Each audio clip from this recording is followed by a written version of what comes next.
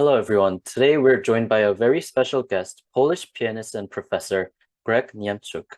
He's a winner of the International Carnegie Hall Concerto Debut Competition and the National Frederick Chopin Piano Competition in Warsaw.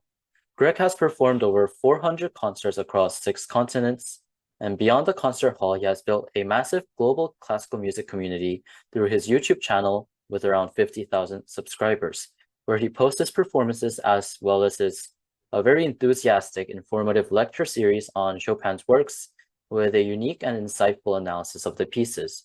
Personally, I've been his subscriber for several years now, and his lectures on Chopin's Fantasy and Nocturne in C minor have both allowed me to understand the pieces better when I was studying them. It's an honor to have such a distinguished pianist and educator with us. Welcome, Greg. Yeah, hi everyone, and I'm happy to be here. Thank you. So we'll start with the first question. Was there a specific moment during your early years in Poland when you've realized that music was your future career? Yes, there was a few, but surprisingly, they didn't come too early. So I started playing piano when I was 7. That's normal in my country. You know, when you are 7, you normally start the primary school, and of course some kids maybe start earlier. But my parents were not musicians, so they just decided to give me a normal education. So I had a music school and I had a normal school, both schools for the first 6 years, and I. At that time, I didn't think about the piano as a profession because probably I didn't even know that it's possible because I had no musicians in my family. But I guess when I was 16 or 17 years old, then I started to get more and more classical music recordings. Because those were times where we didn't have internet yet, so it was not like you have like now, like everything is immediately possible to see and watch and listen to. So the CD recordings, then I remember I started to listen to a lot of composers' music, classical music, and then my passion started. And when I was 16 or 17, I decided, okay, I can't live without music. So this is what I'm going to do in my life, and I will sacrifice all my life to do it. And so that was the first thing. And the second thing was to attend live classical music concerts. My parents always took me to these concerts, and when I watched artists, I thought, oh, I want to be like them one day. So that was that. That was very interesting. I'm also really interested in going to live concerts, and I really love attending them. So I think it's really good that as a pianist, you also enjoy going to classical concerts, and it was your inspiration to become a pianist. And the next question would be, you're one of the few pianists in the world with complete works of Chopin in your active repertoire. Beyond Chopin, is there a specific composer or a hidden gem of a piece that holds a particularly deep personal meaning for you? Yes, there is. Of course, I love Chopin with all my heart. But actually, this love also didn't start immediately when I was very young. It came later. It was not the love at first sight, as we say. I have another composer who I passionately love, and actually this love started when I was maybe 7 or 8 years old, and as a teenager, it grew inside me, and it will always be my number one. But this composer didn't write too much music for piano. Of course he did, but it's not his best. Who am I talking about? Peter Tchaikovsky, the Russian composer, very famous for his ballet music. Of course, everybody knows. Tchaikovsky is my love, my absolutely number one love. I don't know why even his music resonates inside me. Whenever I hear his music, I just stop. I have to listen. I can't concentrate. I can't focus. I just vibrate. But of course, mostly his symphonic music, his operas, his songs, his chamber music, his piano. Of course, I like very much piano concertos, of course, but his solo piano music. it's maybe not that attractive, but I still love it very much. So I would say that this composer is absolutely my number one. Of course, I love many others as well. And if we want to talk about one particular piece of music that makes me passionate, is Schubert's last piano sonata in B flat major, number 960. That's the piece that I'm dreaming of about to play. I still didn't have a courage to perform it, but it will come. But that's really interesting because I was actually listening to Schubert's last sonata yesterday, and I also love listening to Tchaikovsky's pieces, including like many of his Nutcracker and piano and violin concertos. Oh yes, I said the Sixth Symphony is, for me, his best piece. The Pathétique. Really? Yeah. I'll make sure to have a listen. Definitely. Critics have called you a modern incarnation of Chopin. Do you feel that your Polish heritage gives you a natural aptitude or a deeper intuitive connection when performing his works compared to other composers like Mozart or Beethoven? Oh, definitely, yes. And that's the reason is that Chopin was a deeply patriotic person. He loved Poland. He suffered because Poland was not in the map of Europe, and this. Well, I was always interested in history, and I grew up in a patriotic family. They taught me a lot of patriotic songs, and that's all very important to play Chopin to feel this patriotism in his music. But I don't think you have to be Polish to play Chopin well. That's absolutely not what I think. But you have to wake up the same emotions that Chopin had. So let's say, if you are Korean, then you are patriotic and you love your country, and you have to empathically imagine Chopin. You don't have to love Poland to play Chopin. You have to love Korea to play Chopin, but because these are the same emotions, right? But of course, it's important to know Polish folk music, and definitely a little bit of Polish history to deeply understand what Chopin felt. And about this incarnation of Chopin, well, that was a Japanese critic who wrote it after my debut in Japan. It was very nice. Of course, I don't feel that way, but it's a good marketing as well. Now he wrote it, and then you can use it as a marketing.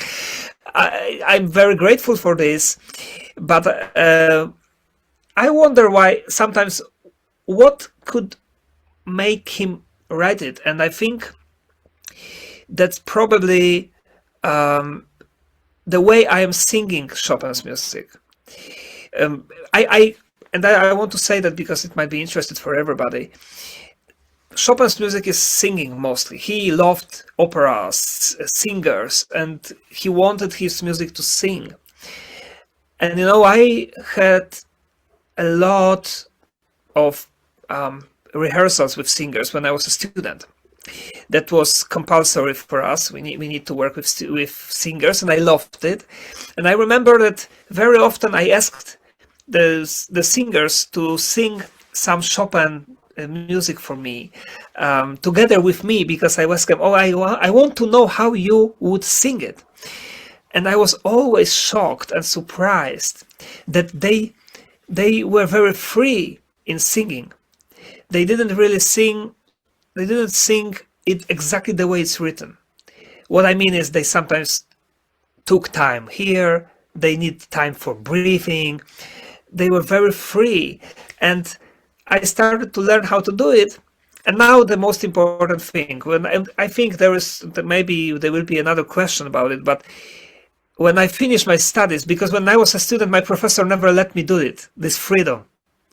Teacher, you can't do this, can't. But when I finished studying, then I was free. And I finally said, okay, finished with this. And now I can play what I want. And this was the time when I played in Japan, I just played with freedom. So maybe that was shocking for them. Oh, like, this is so different. So that might be the reason, you know. Nice. In many of your lectures, you definitely mentioned about Chopin's patriotism and how it's important to understand it in the pieces. And it's also interesting that you talked about how you have to be free in Chopin's melody. And I think it's one of the things that makes Chopin's music really beautiful. Yes. And the next I question agree. would be, you've performed on the world's most prestigious stages, including Carnegie Hall.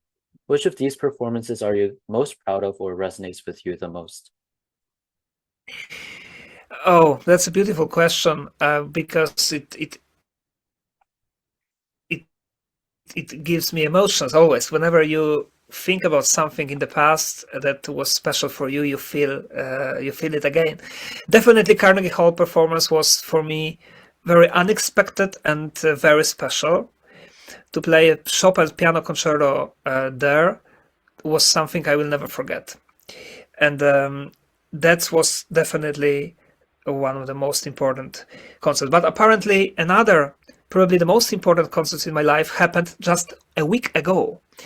Last Sunday, I finally made my debut in Warsaw Philharmonics, in this big hall where Chopin competition is taking place. And I never had a chance to play there. It's surprising, but that's the way it is. And last week I had a sold out concert for 1,000 people, and I was so touched that I'm still in, it's still very fresh for me. So that's probably the most important concert I had. Of course, I had many others, and I remember them very well. In Vienna, in Asia, I played a lot. So I have a good memory, but I would point those two as like the top. Yeah. Yeah, many of the Chopin competition participants have also told me about like the great acoustics of the Warsaw Philharmonic Hall. Yes, it is, but it is a great acoustic when people come in, because when I had a rehearsal on an empty hall, then it was not so good. Oh. We can move on to, like, you carry forward the legacy of legends like Rubinstein and Paderewski. Among the amazing pianists of the past and present, which musician do you like the most, or are you most influenced by? Oh, that's a good question, and I have quite a few that I listen to, and I'm always learning something from them. But definitely, I would point out the Rubinstein. He's my number one. Christian Zimmermann, who I admire and I know personally. I even had lessons with him. Grigory Sokolov, the Russian great pianist, Canadian Marc-André Amelin, who I also listened a few times live. Those are like the greatest. Other Schiff, of course, especially for Bach and Mozart and classics and Schubert. And there are many others, but those maybe I would point now. I hope I didn't miss any very important. It's easier to say who I don't like. But maybe let's not talk about that. Yeah, the pianists you mentioned are definitely like the maestros of piano. Yeah. You travel extensively, performing over 30 cities in Norway alone. How do your travels and the different cultures you encounter off stage feed back into your playing when you return to the piano? Oh well, that's important question. Yeah, Norway is a very special country in my heart. Apparently, I played there even more than in Poland, and the reason is actually very random. I just met a great man. He is now almost 80 years old. When I met him 15 years old, we got friends, and after some years he decided to be my manager there, and that's the way. He's my best friend and manager as well in Norway, so it's because of him I have so many concerts there. He organized all the trip, all the travel, and Norway is one of the most beautiful countries in the whole world. So if I can suggest to anyone who listens, if you go to Europe, go to Norway, especially in the west part is, or the east part of Norway is really very, very beautiful. Of course, every travel, every trip is an inspiration, because whenever you see something new, you become a different person. When you become a different person, your music is different. And that's something you can't control. It's just like the way it is. And the more beautiful things you see in the world, the more beautifully you play the music. So you just have to be open, and then even subconsciously you will play better and with greater sensitivity. Mhm. I've actually never been to Norway, but now I'm interested to definitely go. On your YouTube channel, you share detailed tutorials and lectures.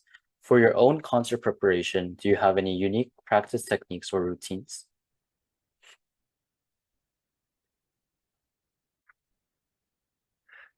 Yes, I do. It's a question I like, and it will take some time to maybe to answer, but it's a very personal thing. When I was young, well, first of all, I was not lucky for a good teacher at the beginning, so I had to change my technique when I was a little older. When I was 18, 19, I changed completely my technique. I was stiff. My fingers were like this. There was a lot of bad things nobody told me about, so I had to do it by myself and with help of others too. But my main problem was actually the memory. Nobody ever taught me how to really memorize a piece, so that took me some time. And everyone is different. So what I can say now, it may work to you or others, but it may not as well, right? That's of course obvious. But what works for me, and now I do it always, is memorizing every piece, memorizing each hand separately, very, very thoroughly. So that means that you mentioned I have all Chopin pieces in my repertoire, which is true. And every piece I can play for you. Left hand, you ask me left hand alone of Chopin Sonata No. 3, no problem. I play from the beginning to the end. If I can't do this, then I don't feel like I know the piece, So this is my routine. My routine actually is it's changing as well. For example, canons in many keys, hands separately, which helped my technique. But I think now I don't need to do it, so instead I just play Chopin etudes. Like, for example, Opus 10, I play them through 1, 2, 3 times, and then I feel, oh my God, my technique is so much better today. They are very good for, if you know them, of course, they are very good to warm up. But hands separately practicing, this is something I'm still doing and recommend. That was very insightful. Actually, for me, memorizing a piece was always quite natural, and it just came natural to me. So I never actually tried memorizing separately both hands, but maybe it's something I should actually try. Now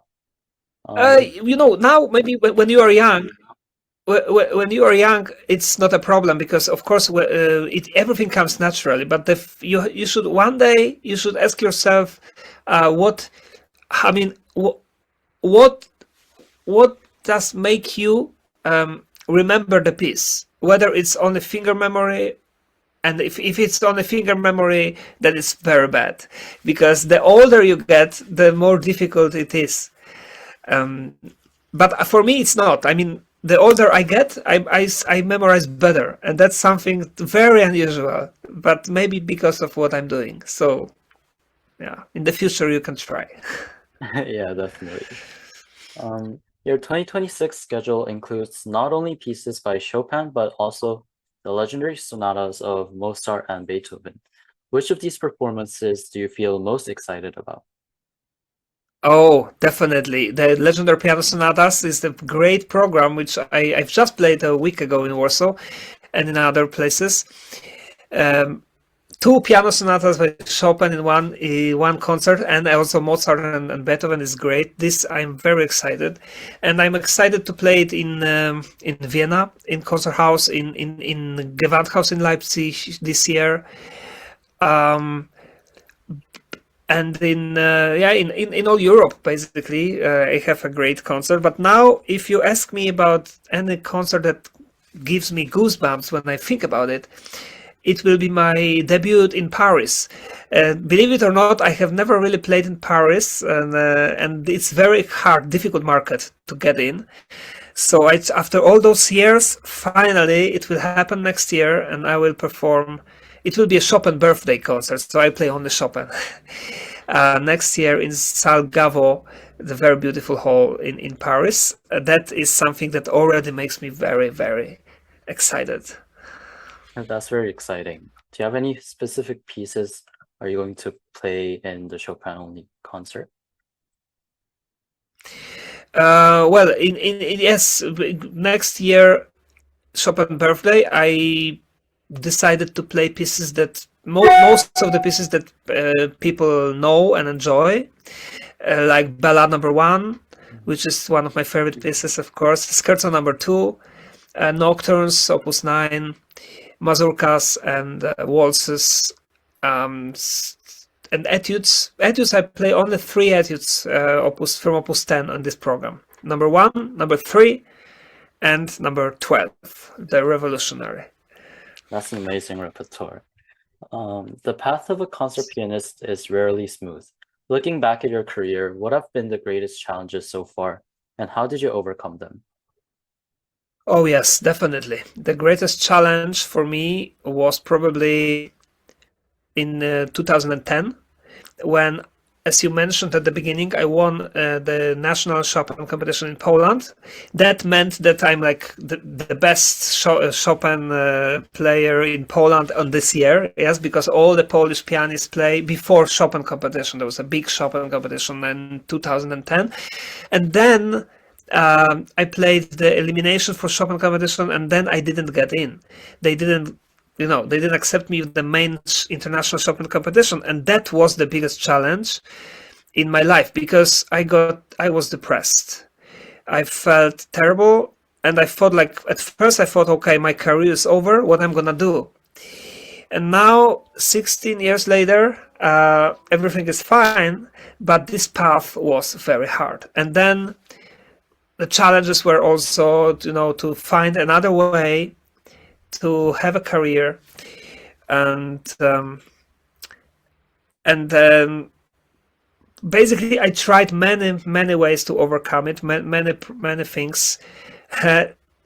Apparently, what really worked was the COVID pandemic, when as you also mentioned, I opened the YouTube. I mean, I started the YouTube videos, and this was probably the bigger booster of my career and recognition all over the world,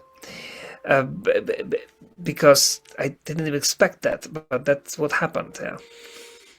Yeah, your resilience is really inspirational, and how you came to open your YouTube channel. And speaking of your YouTube channel, you've built a global community over 45,000 subscribers and recorded an unprecedented lecture series on Chopin. What do you feel needs to be done to grow classical music's audiences, and how are you contributing to it?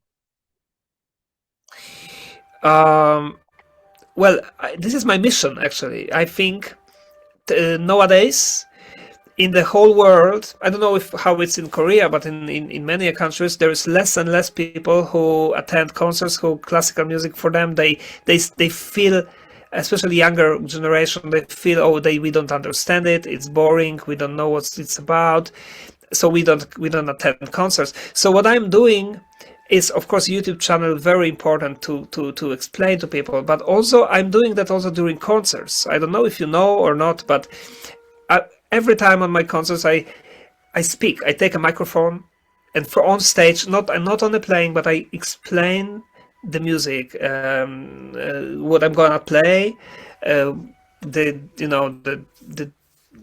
when was it written, or what it is about, or in a very simple words, so that people understand. And I try to do it in many languages, so that I can do it in many countries.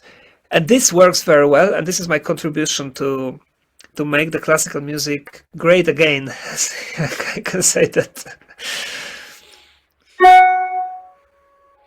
Yeah, so I heard that you actually do explain the pieces before you play, and I think it's really creative and informative for the audience.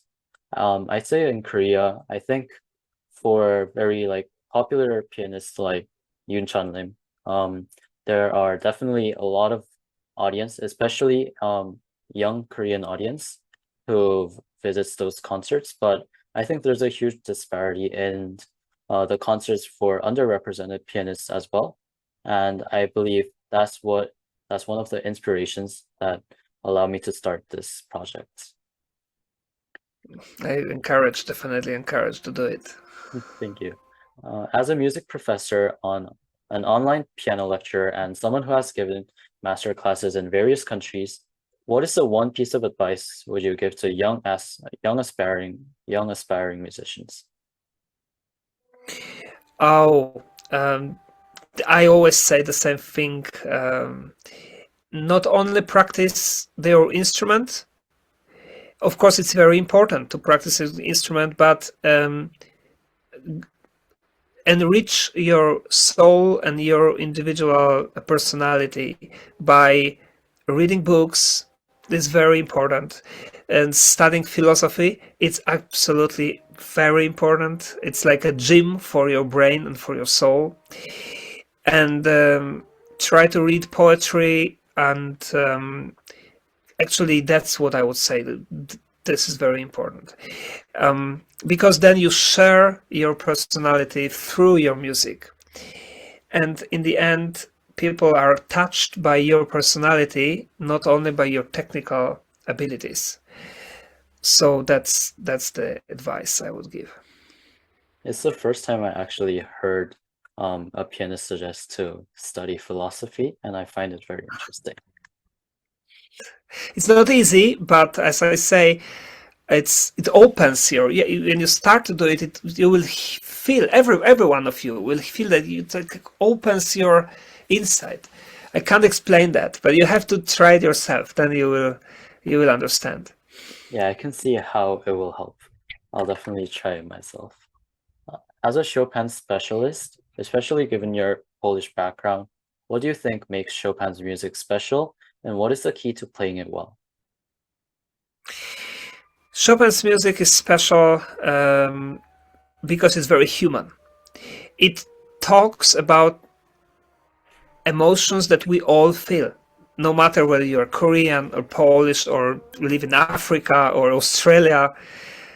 We feel the same. And he had this capability of writing music that makes us feel understood. That's what I would say. And the key to play his music well is two things: to play what he wrote in the score, so to always respect what he wrote. And the second thing, express your own emotions that you feel in this music. To make it very simple, when you feel it sad, be sad on your way. Be sad your way when you play the sad music, and so forth. So that's my advice for that. That was the last question for today. Thank you so much for joining us, Greg. And it was such a pleasure to share your story with the audience. Thanks a lot as well. And it was a pleasure for me. And I hope to see many of you on my concerts, maybe in the future in Asia, maybe in Korea as well.